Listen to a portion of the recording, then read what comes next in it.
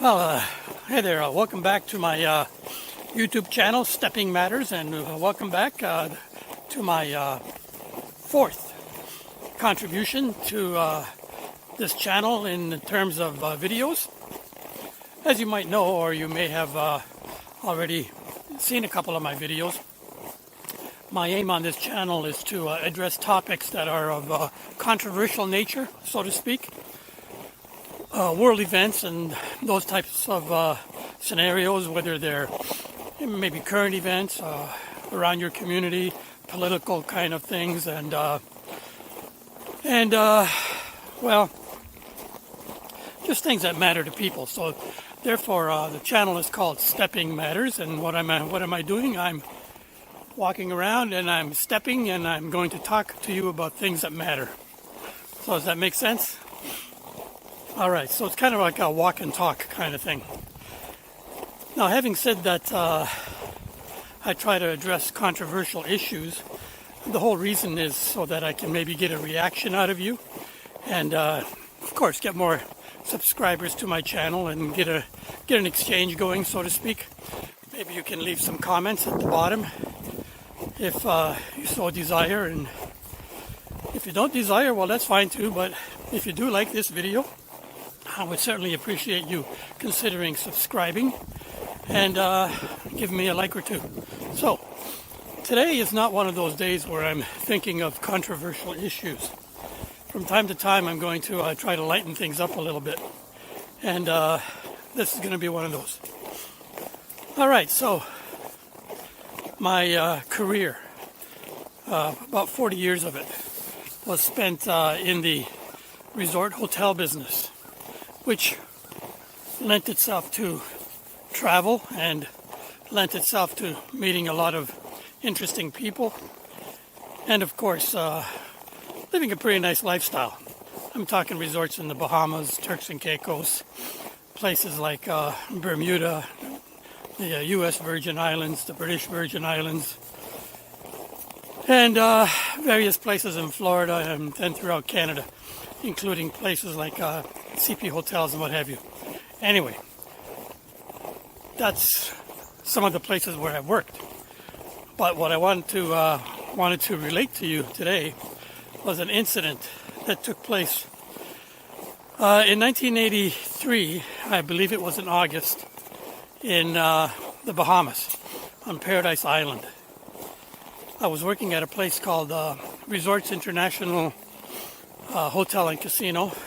It was a absolutely gorgeous place, 1,300 room resort hotel with all the facilities, one of the finest resorts, if not the best, in the entire Caribbean. And my function there was that of assistant financial controller. But anyways, what I'm going to talk to you about today is what happened there in August of 1983. And it's one of those stories that just is like unbelievable. Like totally unbelievable. I will never forget it. And it's a story to be shared with you, as well as I'd love to share it with hotel executives around the world. All right, so what happened? Well, what happened was a major screw up, a cluster, you know what. Just to make things clear, I wasn't involved, although I worked there and lived there, actually in the hotel. What happened there had to do with the central reservation system and the myriad of airline consolidators, tour consolidators, reservation agents, travel agents, booking agents, you name it. All the agencies and infrastructure back in the early 80s. Remember now, this is before the high-tech yield management computer systems we have today to look after reservations for airlines and hotels and what have you. Back in those days, I think Sabre for American Airlines reservations was just in its infancy. So the hotel, the Resorts International, also had their reservation systems, and their main office for reservations integrity and controlling the rooms inventory that we had, which was 1,300 rooms, was split between central reservations in Miami and the actual resort hotel in the Bahamas, where there was also like a secondary control feature.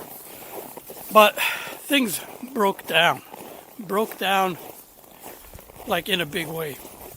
It was August, and this was one of the years where there happened to be an international sailing race between Nassau, Bahamas and Miami, Florida. And so what happened was there'd be no rooms left to be had at all. It was like 100% full, all the hotels, including ours, of course, the 1,300 room resort hotel. And so, hi there. Nice morning for a walk, huh? Oh, what a nice little doggy. Is this a West Highlands Terrier? Yeah, that's it is. Oh, okay. So there were a number of parties that were critical to the maintenance of the reservation system and the integrity of inventory control in terms of rooms available.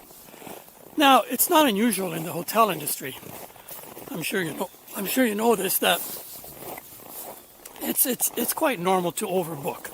In order to achieve 100% occupancy in a hotel, you have to overbook, because if you don't overbook, then you're going to get 100% occupancy, and before you know it, you'll have 5 or 6 or 7 or 8% of the rooms cancel on you on the date that you expect to be full, and because of cancellations, you're not full. So in order to ensure 100% occupancy, you have to overbook. Hey there. Another great day? Yes. Have a good one. Yeah, you too. But of course, you try to maintain integrity in the system so you don't overbook by a ridiculous amount. And then you end up, terminology is walking people when they arrive, walking them to another hotel because you have no accommodations available for them. So that's a normal thing. But what happened at Resorts International was like way over the top. When I say over the top, well, here's what happened. We had 1,300 rooms, and there was a 6-day period, I believe, where we were already sold out. And something went wrong in a variety of places that just created a snowball effect in the entire reservation system that created a complete disaster, and everything went to hell. So it turns out on the first day that we were sold out, being the first day of the race, our 1,300 rooms was overbooked by almost 1,000 rooms. 800 rooms overbooked. Now this is astronomical. So we realized that there's a huge problem. As much as the sales department, all these top executives tried fixing the problem, it just kind of snowballed even into bigger problems. The guests that were expected to arrive couldn't be contacted. They were either already on airplanes, or for some odd reason, there were no cell phones back then, and getting a hold of people was usually through mail, or of course there's telephone contacts, but it was no email or anything like that. So what happened was, on the first day, airplanes started arriving full into Nassau Airport, destination Paradise Island Resort and Casino. So our salespeople met these charter aircraft at the airport and talked to the Bahamian government, and our salespeople were given the permission to get on the airplanes and advise the people on the planes. And you can imagine how this went down. Advise the people on the plane, sorry folks, you're not going to be able to disembark. Our resort is full and we cannot accommodate you. And what we're going to do is have you relocated to a different Caribbean island. Yeah.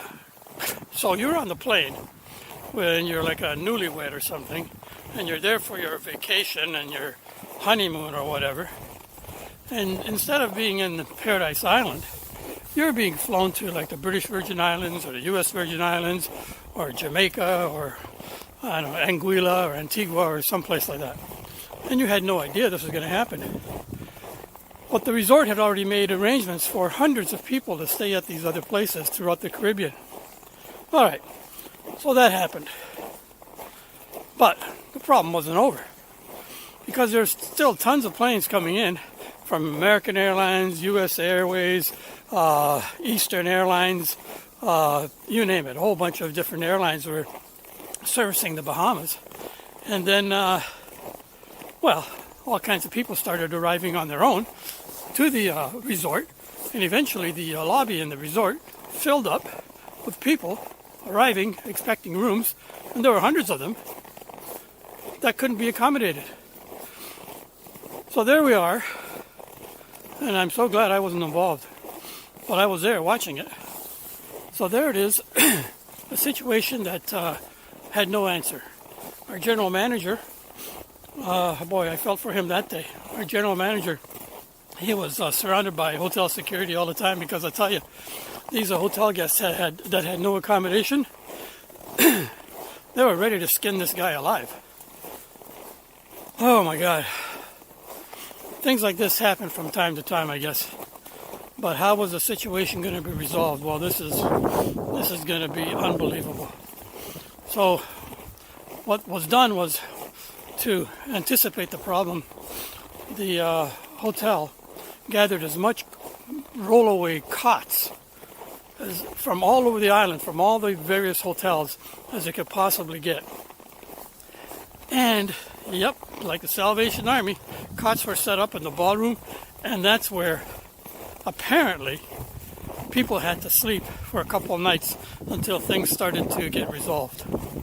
Now, this is just unbelievable. But anyway, what else happened to fix the problem, or to alleviate the pain, was all these guests were entitled to free accommodation at any other hotel that could be booked for them, as well as free food and beverages, not alcoholic beverages, but beverages 3 meals a day at any restaurant in Nassau. And all they had to do was just present the receipt and they'd be reimbursed. And that was not just for 1 or 2 days, that was for their entire stay. If they were booked in there for a week or two, then they would get the entire vacation for free.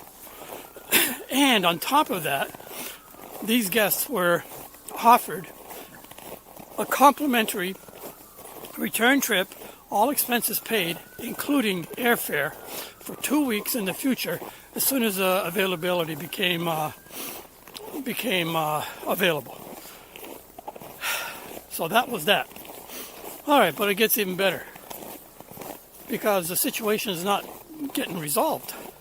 So what to do? The executives at Resorts International put their heads together, and this is what they came up with. You're going to love this one. And a letter went out to all the guests who were already registered in the hotel, advising them of this. And, I had the letter. I had a copy of the letter, and I never kept it. I don't know what the heck I did with it. But I tell you what, this is a letter that I should have framed. And it went something like this. Now, these are to the guests who are already in the hotel and were already enjoying their vacation when all this fiasco happened.